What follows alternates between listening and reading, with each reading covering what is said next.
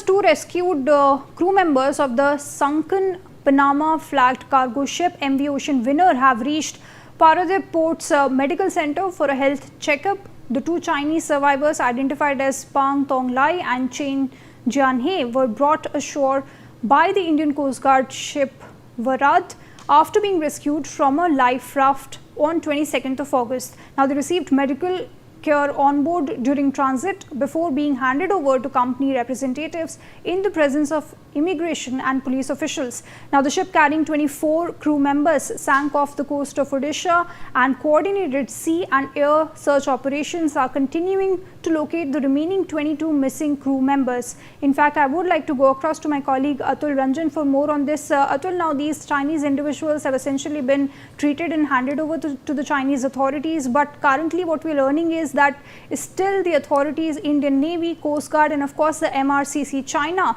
continuing with the search and rescue operation.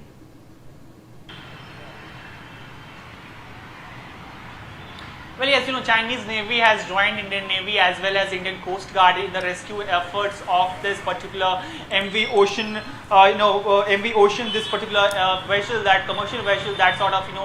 lost its contact on the midnight of around 21st August, 22nd August. Now, what we're given to understand is that at least two of the mariners from that particular vessel, they have been rescued and they have been brought to the Paradip port here, where they are getting treatment and they would be handed over to the Chinese officials, because these two are Chinese nationals, these two mariners, what we are learning. Now, this particular incident, remember, this is a massive vessel that was carrying some sort of massive sulfur, about 70,000 metric tons of sulfur from UAE, and it reached earlier the Paradip port here in Odisha in India, and then it unloaded about the same, unloaded the whole the consignment out there, and then again loaded some massive amount of sulfur, iron ore in fact, and then it was on its way to Singapore. But about